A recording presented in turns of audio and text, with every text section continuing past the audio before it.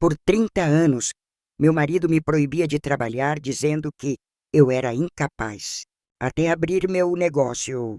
Deixe um comentário dizendo de onde está assistindo essa história. Vamos continuar? Boa história! Estou segurando este celular velho nas minhas mãos trêmulas, vendo mensagens que destroem 30 anos da minha vida em segundos. Ele está morto há 3 meses, mas sua voz ainda ecoa nas mensagens. A idiota útil acredita em tudo que a gente fala. Minha neta encontrou este celular escondido atrás de uma gaveta falsa. E agora sei que meu casamento inteiro foi uma mentira. Minhas mãos estão calejadas de décadas, lavando, cozinhando, limpando, obedecendo como uma empregada na minha própria casa. Aos 68 anos, cada ruga no meu rosto conta uma história de humilhação que aceitei porque acreditei que era burra demais. Passei 3 décadas construindo uma prisão invisível, tijolo por tijolo, acreditando nas palavras dele que me transformaram numa sombra. Não houve momento dramático onde perdi minha identidade, mas uma erosão lenta e cruel, dia após dia sendo chamada de incapaz. Meu nome é Clarice, mas durante 30 anos esse nome significou apenas a mulher burra que não serve para nada além de casa. Antes de continuar minha história, gostaria de saber quem está do outro lado me ouvindo. Comente seu nome e de onde você está. E confira se você já está inscrito no canal. Isso me ajuda muito a continuar trazendo essas histórias reais para vocês. Escreva nos comentários de onde você está assistindo este vídeo. Adoramos saber até onde nossas histórias estão chegando. Como cheguei aqui? Segurando este celular, que é uma bomba de verdades. Tudo começou há 3 meses, no dia do enterro dele. Arnaldo morreu de infarto aos 72 anos, e todo mundo na igreja falava como ele era bom marido, trabalhador, homem de família. Eu chorei naquele caixão, chorei de verdade, porque durante 30 anos acreditei que ele me protegia ao me proibir de trabalhar. Ele sempre dizia: "Você é burra demais para o mercado de trabalho. Clarice, as pessoas vão te enganar, é melhor ficar em casa." E eu acreditei. Meu Deus do céu, como eu acreditei! Porque ele falava com tanta certeza que parecia estar me fazendo um favor. Depois do enterro, a irmã dele, Marlene, apareceu na minha casa com aquele sorriso falso que eu conhecia há décadas, dizendo.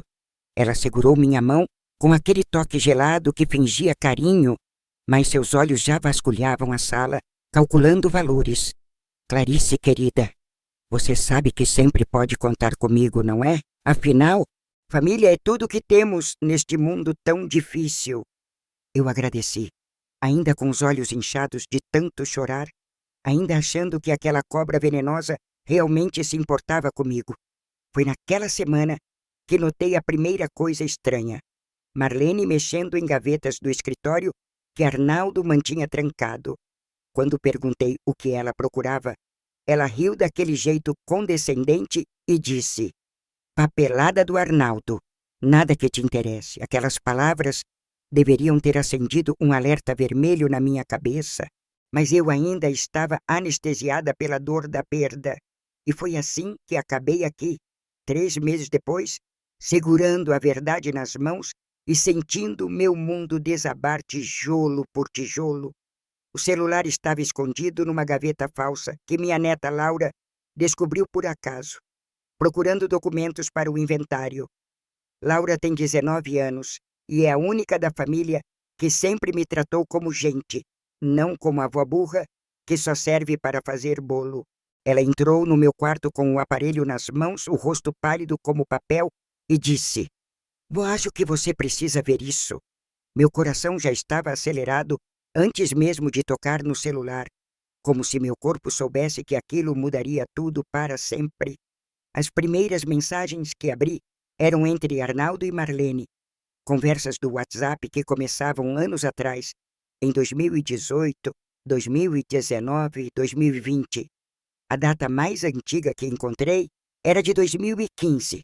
7 anos de mensagens documentando uma conspiração que destruiu minha vida. Li a primeira conversa com as mãos tremendo tanto que quase deixei o celular cair. Já transferiu os documentos do terreno dela? A resposta de Marlene: já, amor. Tá tudo no nosso nome agora. A idiota nem percebeu que assinou a transferência achando que era seguro. Amor. Ela chamou meu marido de amor. Minha cunhada estava chamando meu marido de amor em mensagens escondidas há anos e anos. Continuei lendo. Cada palavra era uma facada no peito. Mas eu não conseguia parar. Precisava saber até onde ia aquela podridão. Arnaldo escreveu: ela acredita em qualquer coisa que eu falo. É só dizer que mulher não entende de papelada e ela assina tudo. Marlene respondeu com emojis de risada. Coitada, 30 anos casada e ainda não percebeu que você me ama desde antes de casar com ela. A sala começou a girar ao meu redor. O ar ficou pesado, espesso, sufocante, como se alguém tivesse roubado todo o oxigênio. Minha neta me segurou pelo braço e perguntou se eu queria parar de ler, mas eu neguei, balançando a cabeça com indeterminação. Se tinha mais podridão escondida naquele celular, eu precisava saber, precisava ver até onde ia a traição daqueles dois monstros. Rolei as mensagens e encontrei vídeos. Tinha vídeos salvos naquele celular que eram como evidências guardadas de propósito, troféus. O primeiro vídeo que abri mostrava Arnaldo e Marlene numa sala que eu não reconheci, brindando com champanhe em taças caras. Eles estavam comemorando algo, rindo alto demais, felizes demais. E então Arnaldo falou para a câmera: conseguimos amor, terreno. Marlene completou, bêbada de felicidade. A burra assinou tudo pensando que estava protegendo o patrimônio. Que idiota maravilhosa ela é. Senti algo quebrar dentro do meu peito. Não foi dramático como nos filmes, mas um esfarelamento silencioso da minha identidade. Eles estavam falando do terreno que meu pai me deixou de herança, aquele pedaço de terra na Barra que valia uma fortuna hoje. Eu assinei a transferência em 2016 porque Arnaldo disse que era para proteger de impostos, que estava me ajudando, me salvando, e eu, burra, idiota, patética, como eles falavam nas mensagens, acreditei, confiei, assinei tudo com minha letra bonita e caprichada. Continuei assistindo os vídeos, um após o outro. Cada um era uma celebração de como eles me enganaram, me roubaram, me destruíram. Tinha vídeo deles em restaurante caro, em viagem para a praia, em motel, em festas, tudo pago com dinheiro que era meu por direito. Em um dos vídeos, Marlene até vestiu um colar que eu reconheci. Era da minha mãe, uma joia de família que Arnaldo disse ter perdido. Não perdeu nada. O desgraçado deu para a amante, para a irmã dele, para a mulher que conspirou comigo para me roubar tudo. As mensagens revelavam que eles planejavam ficar juntos oficialmente assim que eu morresse. Estavam esperando eu morrer para serem felizes. Arnaldo escreveu em 2019. O médico disse que ela tem problema no coração, com sorte não dura mais uns 5 anos, depois é só esperar. Problema no coração. Ele sabia da minha condição cardíaca e estava contando os dias para eu morrer e liberar o caminho para a felicidade dele. Marlene respondeu: tomara que seja logo. Estou cansada de fingir que gosto dela nas reuniões de família. Que mulher chata! Meu Deus! Fechei os olhos e respirei fundo, tentando processar que durante 30 anos vivi uma mentira tão grande que parecia roteiro de novela. Mas o pior ainda estava por vir, porque nas mensagens mais antigas, de 2015 para trás, descobri que a conspiração era maior ainda. Eles não roubaram só o terreno da Barra. Tinham pegado a herança inteira da minha família.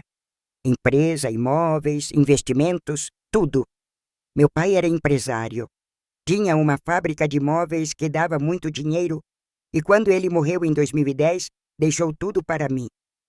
Arnaldo me disse que a empresa tinha falido, que estava cheia de dívidas, que era melhor vender tudo barato e encerrar logo. Eu estava devastada pela morte do meu pai confusa com papelada, assustada com responsabilidade, e Arnaldo assumiu tudo, comandou tudo. Ele vendeu a empresa para um suposto comprador por um preço ridículo, liquidação total, e eu assinei tudo chorando pelo meu pai. Nas mensagens descobri a verdade. O comprador era um laranja.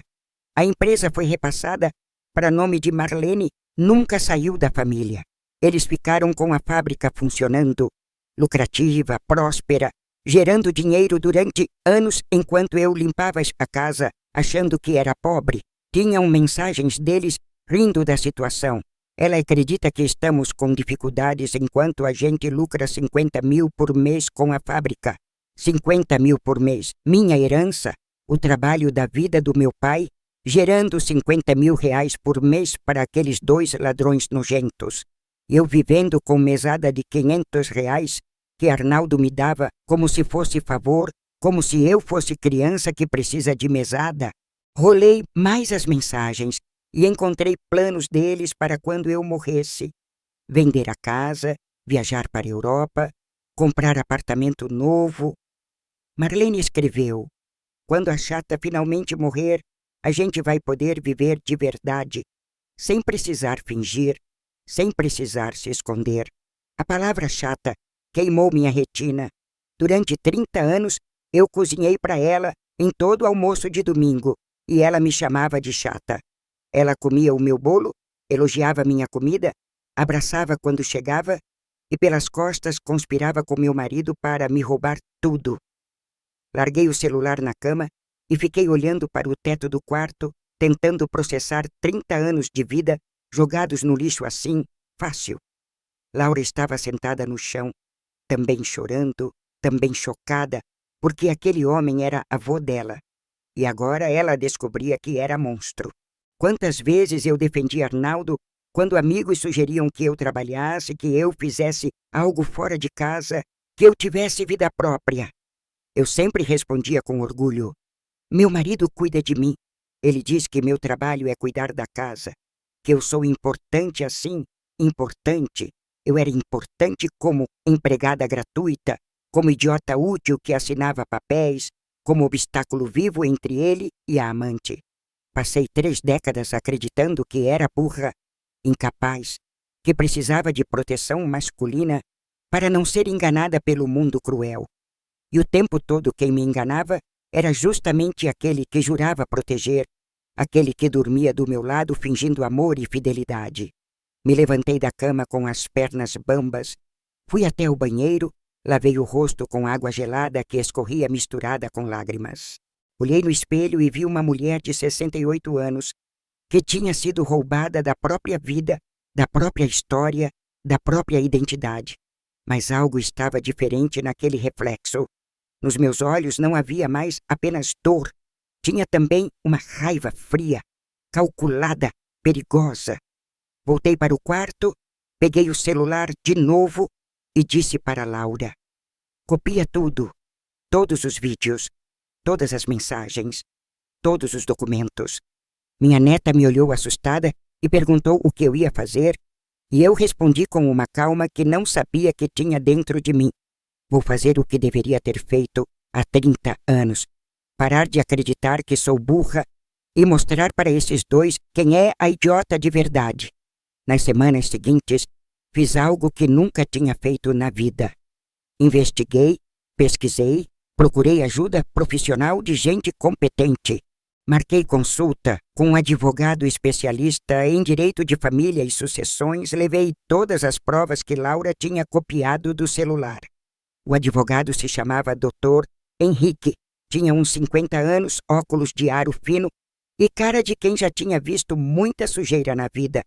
Quando mostrei as mensagens e os vídeos para ele, o homem ficou pálido, depois vermelho de raiva, depois balançou a cabeça incrédulo. Ele disse: Dona Clarice, em 30 anos de advocacia eu vi muita coisa feia, mas essa história está no top 3 de crueldades que presenciei. Perguntei se tinha jeito de recuperar o que era meu, se dava para fazer justiça, mesmo com Arnaldo morto e Marlene esperta há décadas. Dr. Henrique abriu um sorriso pequeno, do tipo que advogado abre quando sabe que tem caso ganho, e respondeu: não só tem jeito como... Ele fez uma pausa dramática, ajeitou os óculos e completou: como a senhora tem provas tão sólidas que isso vai ser mais fácil que imaginava. Explicou que as mensagens eram confissão de crimes: estelionato, falsidade ideológica, apropriação indébita, ocultação de patrimônio. Mesmo com Arnaldo morto, Marlene ainda estava viva e poderia responder criminalmente por tudo, além de ter que devolver os bens roubados. Tinha mais. Como a empresa foi transferida fraudulentamente, dava para anular a venda, retomar a propriedade, exigir lucros dos anos todos. O terreno da Barra também. Se eu assinei enganada, sem saber o que estava assinando, a transferência era nula, viciada, sem validade. Dr. Henrique pegou uma caneta cara, começou a anotar numa pasta grossa e falou: vamos precisar de alguns meses para organizar tudo. Alguns meses? Eu tinha esperado 30 anos vivendo na mentira. Podia esperar mais alguns meses para fazer justiça do jeito certo, legal.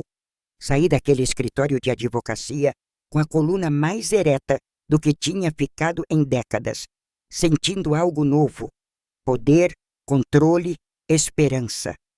Durante os meses seguintes, enquanto Dr. Henrique reunia documentos e preparava processos, eu fingi que estava de luto normal, tranquilo.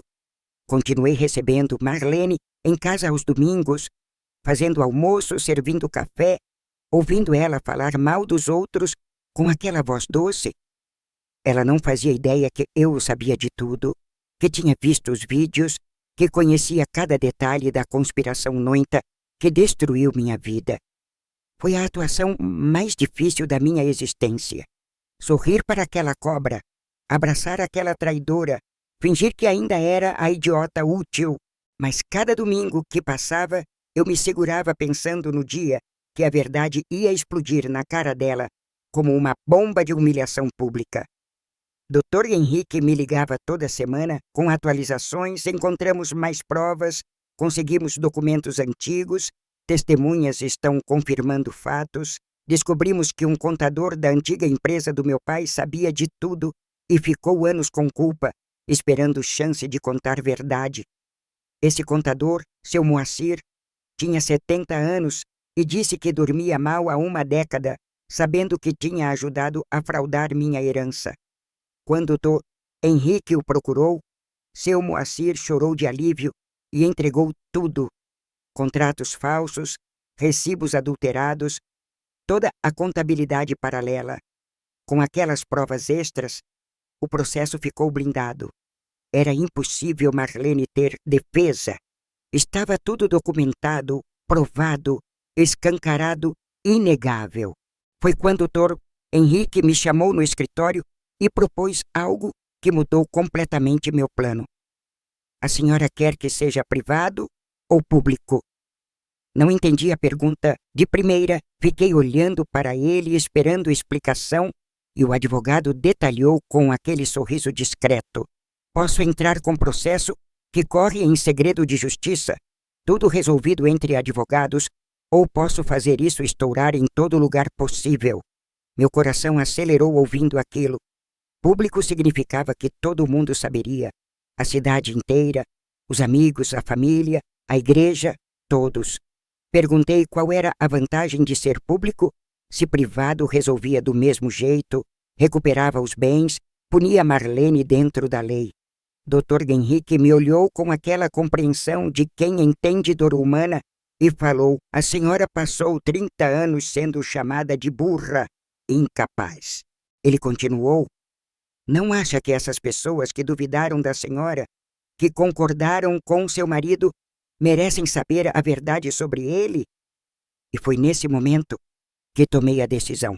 Queria que fosse público, escandaloso, impossível de ignorar, uma humilhação proporcional ao crime. Se você está me acompanhando até aqui, deixa um comentário contando. Você também já foi traído por alguém que amava? Sua história importa. Quero ler nos comentários se você acha que fui longe demais ou se faria o mesmo no meu lugar. se vingança é justiça ou só raiva. Dr. Henrique então sugeriu algo que era perfeito.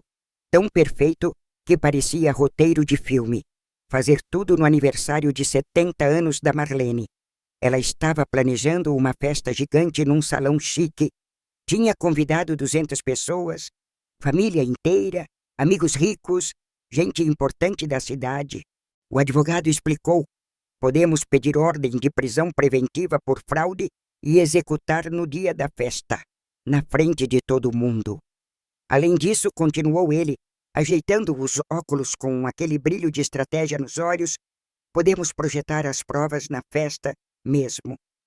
Imaginei a cena, Marlene toda produzida, vestido caro, comprado com meu dinheiro, recebendo parabéns de gente que achava ela honesta. E então, no meio da celebração, a verdade caindo como uma avalanche de evidências impossíveis de negar, destruindo ela na frente de todos, aceitei o plano. Nas semanas que antecederam a festa, ajudei Dr. Henrique a preparar cada detalhe com precisão cirúrgica, friamente calculada. Contratamos um técnico de audiovisual que instalaria equipamento de projeção escondido no salão de festas, disfarçado na decoração.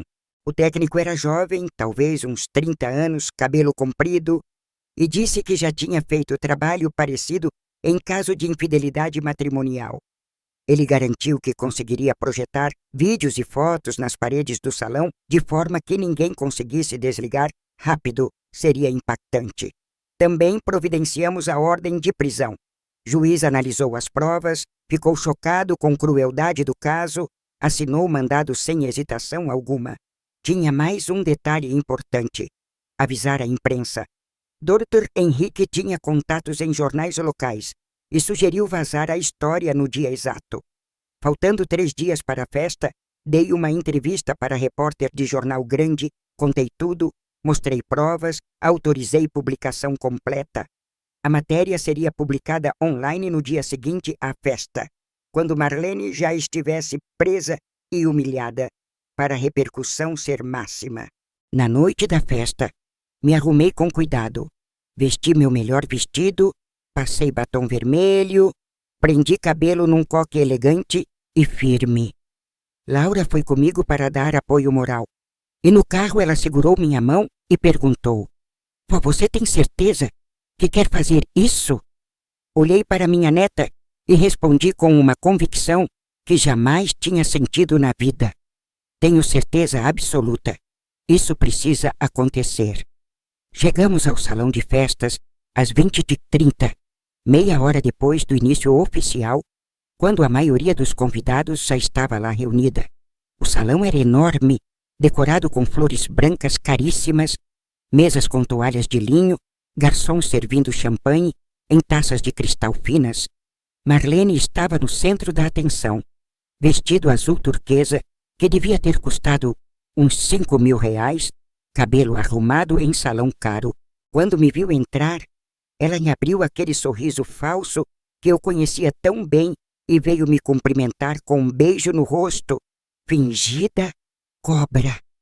Clarice, que alegria que você veio.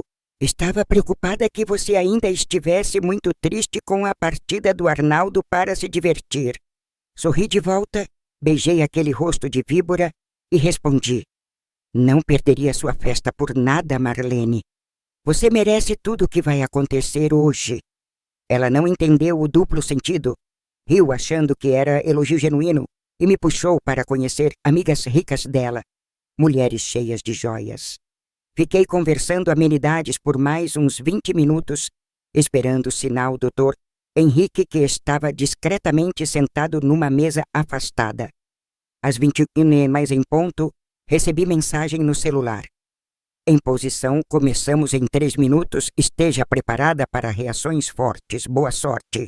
Meu coração disparou, mas não de medo, de expectativa, de ansiedade para finalmente ver justiça sendo feita depois de 30 anos esperando. O técnico de audiovisual deu um sinal imperceptível e de repente as luzes do salão diminuíram como se fosse começar a apresentação especial. Marlene até riu confusa. Achou que alguém tinha preparado surpresa de aniversário, vídeo com homenagens, essas coisas que fazem em festas. Mas o que apareceu projetado na parede enorme do salão não foi homenagem. Foram mensagens de WhatsApp ampliadas, enormes, legíveis por todos. A primeira mensagem era de Arnaldo. Já transferiu os documentos do terreno dela. Preciso terminar isso logo antes que a burra desconfie. Resposta de Marlene. Já, amor, relaxa. Ela assinou tudo sem nem ler. Como sempre faz. Que mulher idiota maravilhosa. Nós temos à disposição. O salão ficou em silêncio sepulcral. 200 pessoas lendo aquelas palavras cruéis, projetadas na parede, como se fosse filme de horror da vida real. Marlene ficou pálida, branca como papel, e gritou para alguém desligar aquilo, mas o técnico tinha trancado o sistema. Era impossível interromper. Mais mensagens foram aparecendo, uma atrás da outra, detalhando cada crime, cada fraude, cada momento que eles riram da minha cara pelas costas. Depois vieram os vídeos. Arnaldo e Marlene brindando pelo roubo do terreno, falando que eu era burra, idiota útil, dizendo que eu merecia. O salão explodiu em murmúrios chocados, pessoas comentando entre si, algumas filmando com celular, outras boquiabertas, sem acreditar no que viam. Marlene começou a gritar que aquilo era mentira, montagem, que alguém estava tentando destruir ela, mas ninguém estava acreditando nela. Como mentira, Marlene? Se são mensagens do seu número, sua foto no perfil, sua voz nos vídeos. Falei alto, para todos ouvirem minha voz. Foi nesse momento que me aproximei dela, encarei aqueles olhos arregalados de pânico e disse: achava que eu era burra, não achava. Achava que eu nunca descobriria que você e meu marido roubaram minha herança, minha empresa, meu terreno, roubaram 30 anos da minha vida? As provas continuavam sendo projetadas. Extratos bancários mostrando lucros da empresa que supostamente tinha falido, documentos de transferência fraudulenta. Tinha até cópia do testamento do meu pai provando que tudo era meu por direito e documentos falsificados que eles usaram para roubar. Marlene tentou correr em direção à saída, mas foi quando as portas do salão se abriram e 2 policiais entraram com ordem de prisão. Marlene Santos, você está presa por estelionato, falsidade ideológica e apropriação indébita, disse o policial, mostrando o mandado oficial judicial. Ela começou a gritar, a chorar, a se debater, dizendo que não podia ser presa, que tinha família, que era só mal-entendido, que era mentira. Não é mal-entendido, Marlene. Falei me aproximando dela, enquanto policiais colocavam algemas. São 30 anos de crimes que você cometeu deliberadamente. Os convidados estavam filmando tudo, tirando fotos, comentando, em voz alta, que sempre acharam ela muito ambiciosa, que agora entendia de onde vinha. Peguei o microfone que estava na mesa de som e disse em voz alta para todos no salão: meu nome é Clarice, e essa mulher aqui é ladra. Durante 30 anos, ela e meu falecido marido me roubaram, me humilharam, me chamaram de burra enquanto desviavam milhões que eram meus de direito. Acharam que eu ia morrer sem descobrir, mas a verdade sempre aparece, sempre vem à tona. E hoje é o dia da justiça finalmente acontecer. Vocês todos aqui presentes que sempre acharam ela tão elegante, tão bem-sucedida, saibam que essa elegância foi comprada com dinheiro roubado. Cada vestido caro, cada joia, cada viagem, cada conquista dela foi financiada por patrimônio que era meu, que foi roubado da minha família. O silêncio no salão era tão profundo que dava para ouvir a respiração ofegante de Marlene tentando se soltar das algemas sem sucesso. Então me virei para ela e li em voz alta algumas mensagens que estavam salvas no celular, as mais cruéis, as que doíam mais fundo. A Clarice é tão patética que acredita que o marido a ama, mal sabe ela que durmo com ele há 35 anos, desde antes do casamento deles. Ela é tão burra que assina qualquer papel que eu peça, nem lê. Só assina é como ter procuração eterna de uma idiota. Perfeito para nós. Quando ela morrer, a gente finalmente vai poder viver de verdade, sem fingimentos, sem esconder. Seremos livres para sermos felizes, enfim. Cada frase que eu lia fazia Marlene encolher mais, curvar os ombros, abaixar a cabeça, como se o peso das próprias palavras esmagasse ela. Terminei a leitura, devolvi o microfone e disse para os policiais: podem levar ela. Tenho todos os documentos necessários com meu advogado. Enquanto Marlene era levada algemada pelos policiais, em meio aos flashes de celulares e murmúrios chocados, senti uma paz profunda me invadir. Não era alegria sádica ou prazer em ver sofrimento dela. Era simplesmente sensação de justiça finalmente sendo feita depois de décadas. Aquela mulher que me olhou com desprezo por 30 anos, que conspirou para me roubar tudo, estava agora enfrentando consequências dos atos dela. Laura me abraçou forte e sussurrou no meu ouvido: Vó, você foi incrível. Sou tão orgulhosa de você, tão feliz que finalmente conseguiu justiça. Os convidados começaram a se aproximar, alguns pedindo desculpas por terem acreditado nas mentiras, outros elogiando minha coragem de expor verdade.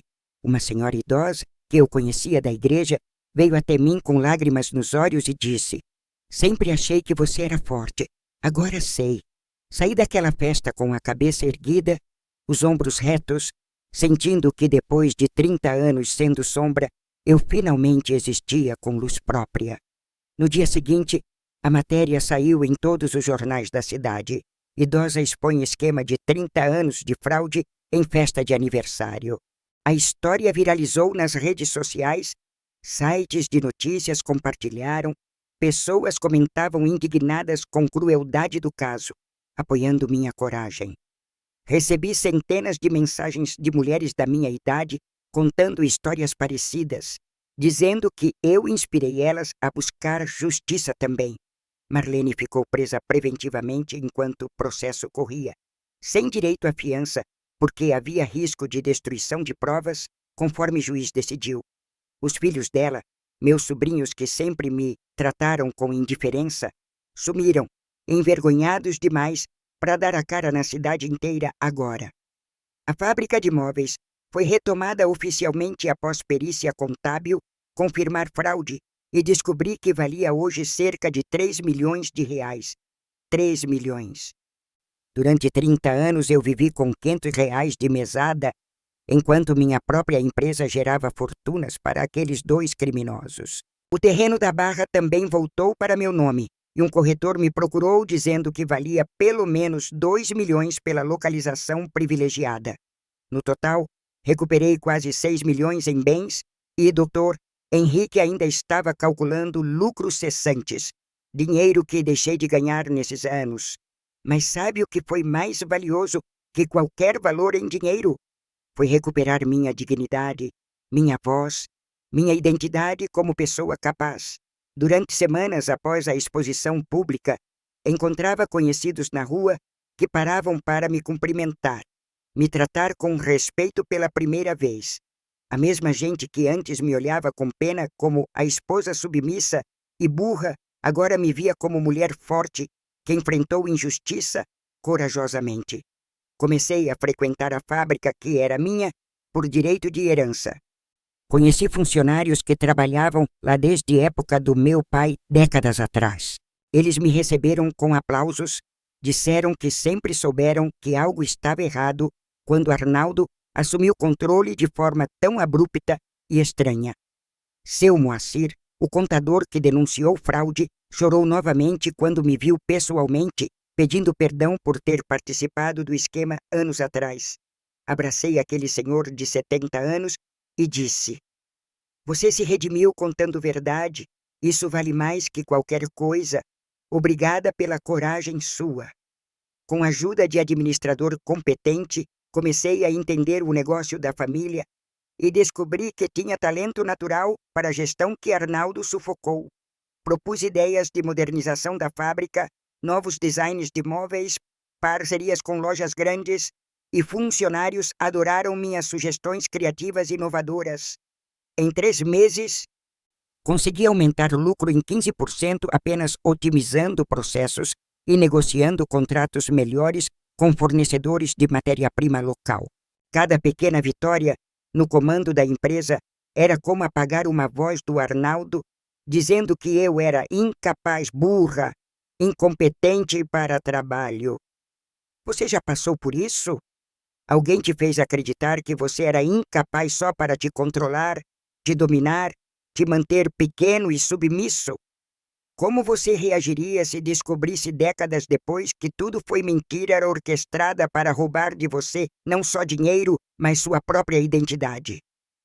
Enquanto isso, o processo criminal contra Marlene avançava rapidamente, porque provas eram tão sólidas que defesa dela mal tinha argumentos para contestar. O advogado de Marlene tentou alegar que ela estava apenas seguindo ordens de Arnaldo, que era vítima também, manipulada pelo meu marido falecido. Mas as mensagens provavam o contrário. Ela era participante ativa, planejava junto, sugeria estratégias, comemorava cada golpe como conquista pessoal dela.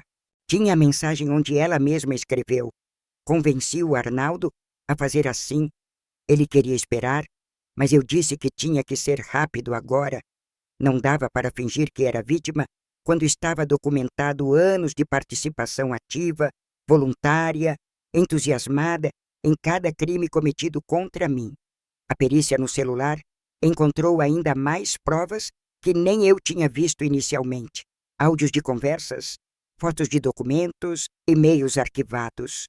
Descobri que eles tinham até seguro de vida no meu nome, onde Arnaldo era beneficiário de R$1 milhão caso eu morresse primeiro que ele. R$1 milhão no meu corpo morto. Aquilo me deu calafrios, pensar que financeiramente eu valia mais morta do que viva para meu marido.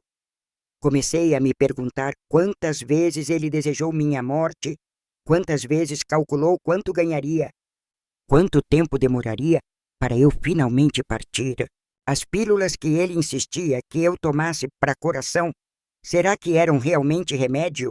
Ou algo para piorar minha condição aos poucos, lentamente?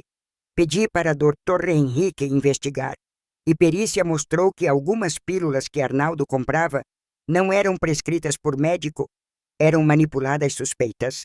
Não conseguiram provar envenenamento, porque fazia meses que ele morreu e eu tinha jogado medicamentos fora, mas suspeita ficou no ar pesada. Marlene também foi investigada por possível tentativa de homicídio, mas sem provas concretas, promotoria decidiu focar em crimes financeiros já comprovados. Mesmo assim, a imprensa noticiou a suspeita, e a reputação de Marlene foi destruída completamente. Virou sinônimo de maldade e ganância na cidade inteira. 6 meses após a festa desastrosa, Marlene foi condenada a 8 anos de prisão por estelionato, falsidade ideológica e formação de quadrilha. Além da prisão, foi condenada a devolver todos os valores com correção monetária e juros desde data da apropriação, totalizando mais de 10 milhões. Como ela não tinha como pagar, todos os bens foram penhorados. Apartamento, carro, joias, tudo foi leiloado para compensar parte do que roubou de mim. A casa onde ela morava, que tinha sido comprada com dinheiro desviado da minha herança, foi avaliada em 800 mil e entrou no leilão judicial público. Ver aquela mulher arrogante perder absolutamente tudo foi satisfatório, de uma forma que não consigo explicar com palavras simples e adequadas do vocabulário. Não era prazer sádico nem felicidade maldosa, era simplesmente sensação de que o universo finalmente tinha restaurado ordem e equilíbrio da justiça necessária. Os filhos de Marlene, meus sobrinhos Júlio e Marcela, me procuraram meses depois pedindo para conversar, dizendo que não sabiam de nada disso tudo. Recebi eles na sala da minha casa, a mesma casa que Arnaldo queria vender após minha morte para financiar vida nova com mãe deles. Júlio tinha 45 anos, olhos vermelhos de quem tinha chorado muito e começou: Tia Clarice, a gente não sabia de nada. Juro por Deus, nada. Marcela completou, com voz embargada: Nossa mãe sempre disse que a fábrica era dela, que tinha comprado de você.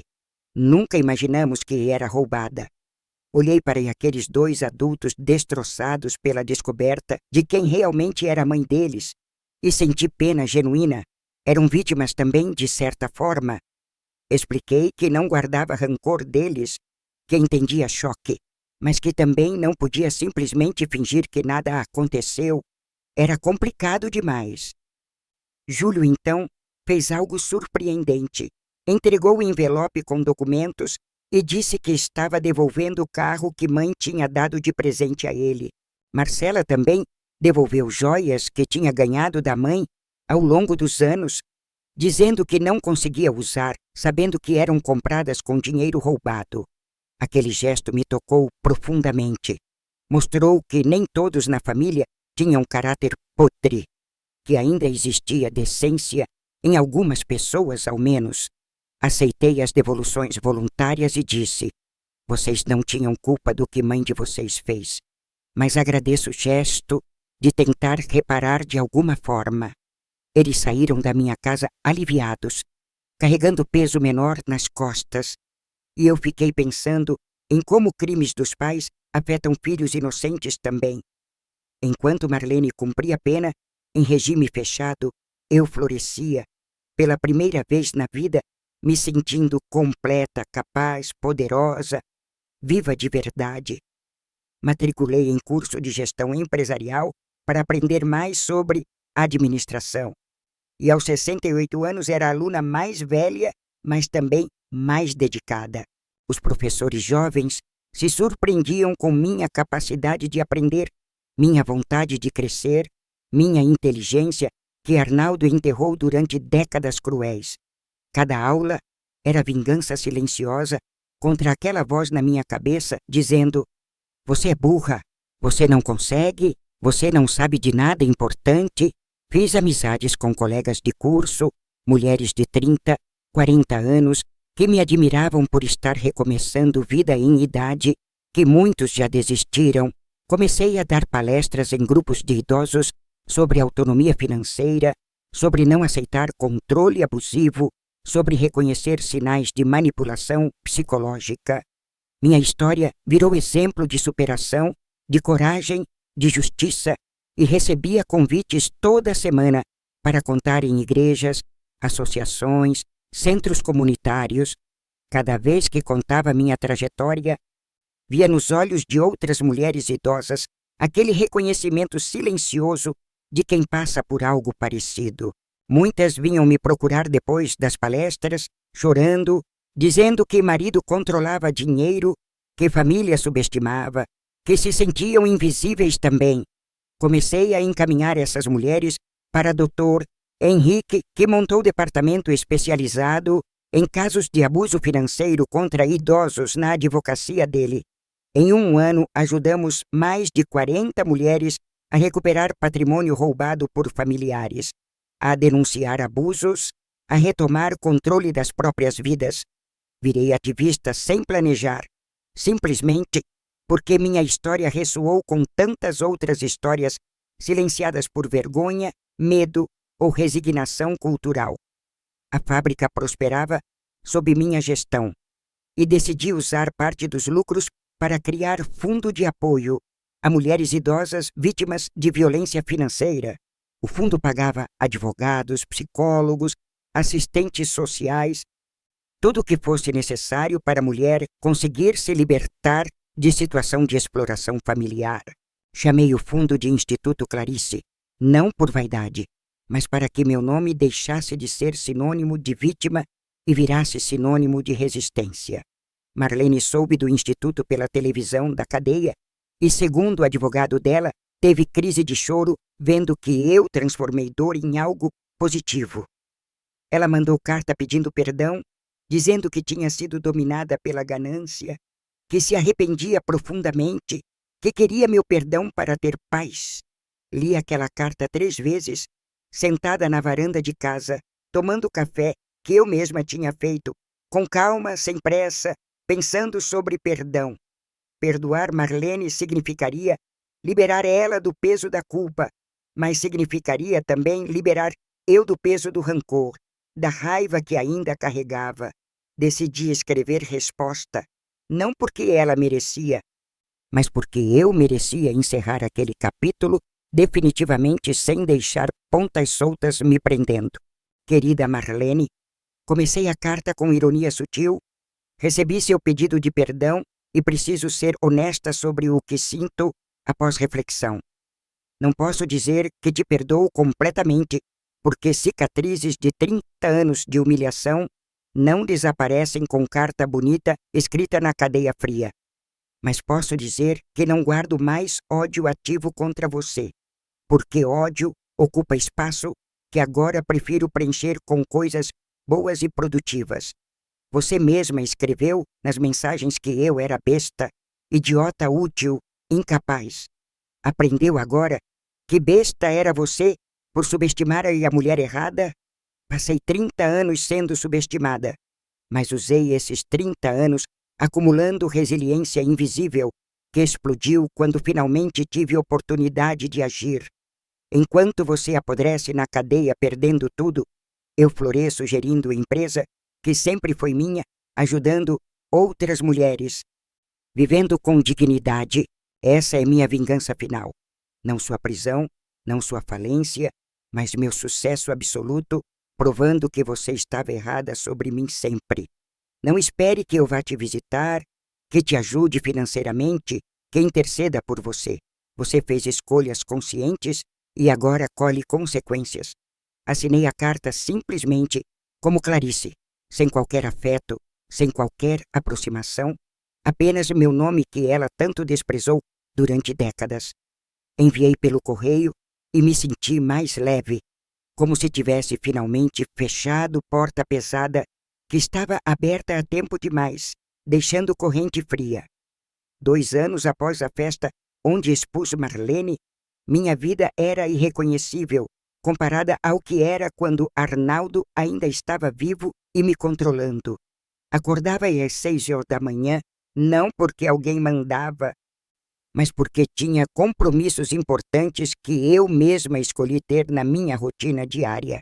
Café da manhã na varanda, lendo o jornal, checando e-mails da empresa, planejando reuniões, tomando decisões que afetavam a vida de 50 funcionários. A fábrica tinha crescido, contratamos mais gente, expandimos a linha de produtos e lucro mensal agora era de R$80 mil, aumento de 60%. Eu, a mulher que Arnaldo dizia ser burra demais para trabalhar, estava gerando R$80 mil por mês de lucro com gestão inteligente e eficiente. Comprei apartamento na praia para passar fins de semana, algo que sempre quis, mas Arnaldo dizia ser desperdício de dinheiro e ostentação desnecessária. Viajei para Buenos Aires com um grupo de amigas do curso de gestão. Primeira viagem internacional da minha vida, aos 70 anos de idade, finalmente. Cada conquista pequena ou grande era celebração silenciosa de liberdade recuperada, de vida que finalmente era minha para viver como eu quisesse.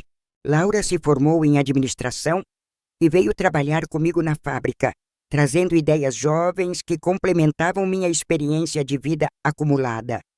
Juntas, avó e neta, comandávamos a empresa familiar que quase foi roubada, e isso era mais gratificante que qualquer valor monetário que recuperei. Um dia, recebi ligação do presídio. Marlene estava com saúde debilitada, câncer avançado, e pedia para me ver uma última vez antes de morrer. Meu primeiro instinto foi recusar, mas Laura me convenceu dizendo: "Vó, vá ver ela, não por ela, mas para você ter certeza de encerramento total."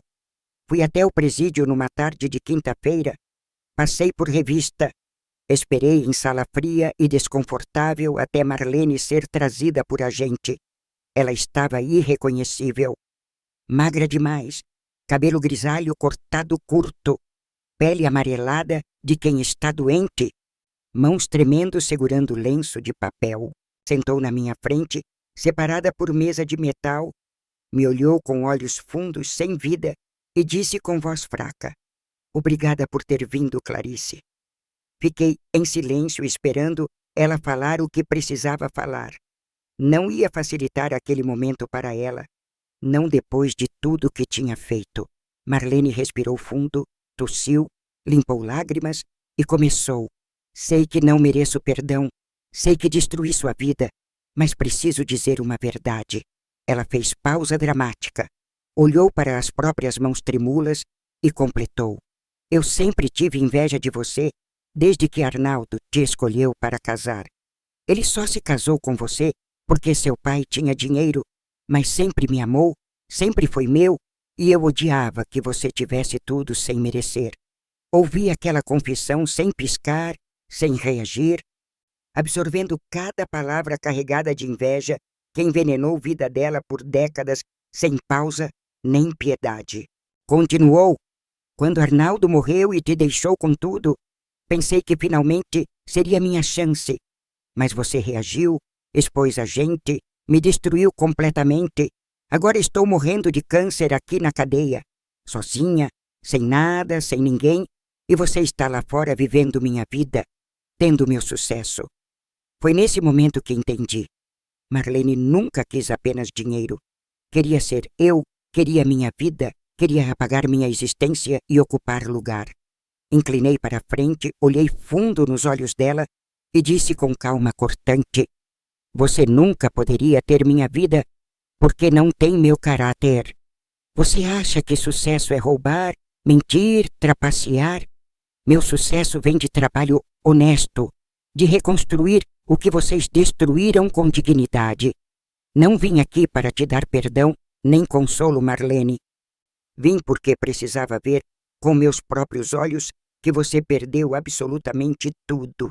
Sua inveja te consumiu por dentro, te transformou em criminosa, te trouxe para essa cadeia e agora te leva para a morte sozinha e odiada. Eu, por outro lado, estou viva, próspera, amada, respeitada, exatamente porque escolhi caminho diferente do seu, caminho da honestidade e integridade." Levantei da cadeira, ajeitei bolsa no ombro e disse antes de ir embora: "Que você encontre paz na morte, já que não soube encontrar na vida." Saí daquela sala sem olhar para trás e senti que finalmente, definitivamente, estava livre do peso daquela mulher na minha história de vida. Marlene morreu 3 semanas depois, sozinha na enfermaria do presídio, sem visitas, sem flores, sem ninguém chorando pela sua partida final. Os filhos dela não foram ao enterro, envergonhados demais do que mãe tinha feito, ainda processando o trauma de descobrir quem ela realmente era. Eu não fui ao enterro também, não por raiva, mas porque simplesmente não fazia mais parte da minha vida. Era apenas nota de rodapé. Foquei minha energia em coisas que importavam: empresa crescendo, instituto ajudando mais mulheres, neta se desenvolvendo profissionalmente ao lado. Hoje, 3 anos após expor o esquema que destruiu 30 anos da minha vida, posso dizer que sou mais feliz agora do que jamais fui. Não por causa do dinheiro recuperado, embora seja bom ter segurança financeira conquistada com trabalho honesto e gestão competente da empresa, mas principalmente porque recuperei algo mais valioso que dinheiro: minha voz, minha identidade, minha certeza de que sou capaz e inteligente sempre. Aprendi que nunca é tarde para recomeçar, para buscar justiça, para provar que aqueles que te subestimaram estavam completamente errados sobre você.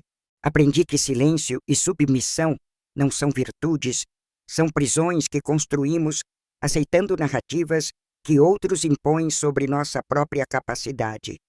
Aprendi que envelhecer não significa aceitar abuso, significa acumular sabedoria para reconhecer manipulação e ter coragem de enfrentar consequências. O Instituto Clarice já ajudou mais de 150 mulheres a recuperar patrimônio e dignidade, e cada história é prova de que justiça é possível. Recebo cartas de mulheres de todo o Brasil contando como minha história inspirou elas a denunciar, a reagir, a não aceitar exploração familiar. Uma senhora de 75 anos de Porto Alegre me escreveu: "Você me deu coragem para processar filho que roubou minha casa, obrigada por existir." Outra de 82 anos de Recife: "Vi sua história na TV e percebi que não sou burra, sou vítima. E agora estou buscando ajuda profissional. Essas cartas valem mais que qualquer quantia em dinheiro, porque mostram que minha dor se transformou em ferramenta de libertação para outras. Hoje, quando olho no espelho, vejo mulher que não reconheço da época de Arnaldo. Essa mulher tem brilho nos olhos, postura ereta, sorriso verdadeiro. Essa mulher toma decisões financeiras, comanda reuniões, viaja sozinha, vive plenamente sem pedir permissão ou aprovação de homem nenhum em lugar algum.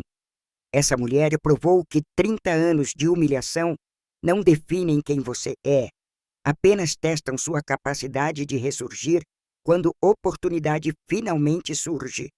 Você acha que fui longe demais ao expor Marlene publicamente daquela forma cruel e calculada na frente de 200 convidados na festa dela? Se você descobrisse que pessoa que dormia ao seu lado durante décadas estava conspirando sua morte para ficar com herança, conseguiria perdoar? Já passou por traição familiar envolvendo dinheiro? Já teve que escolher entre vingança e perdão, entre justiça pública e resolução privada discreta? Obrigada por me ouvir até o final. Esta foi minha história e cada palavra aqui é verdadeira de pessoa real que passou por situação extrema. Se esta história tocou você de alguma forma, por favor se inscreva no canal. Posto histórias reais de superação toda semana aqui mesmo. E me conta nos comentários, você já viveu algo parecido com traição familiar? O que você teria feito no meu lugar se fosse você? Adoro ler suas histórias também, saber que não estou sozinha, que outras pessoas enfrentaram batalhas parecidas e encontraram força para seguir. Clique nos vídeos que aparecem na tela agora para mais histórias emocionantes que vão te fazer refletir sobre família, justiça e vingança. Até a próxima história e lembre-se, nunca é tarde para recuperar sua dignidade, sua voz e provar que você sempre foi capaz. Sempre.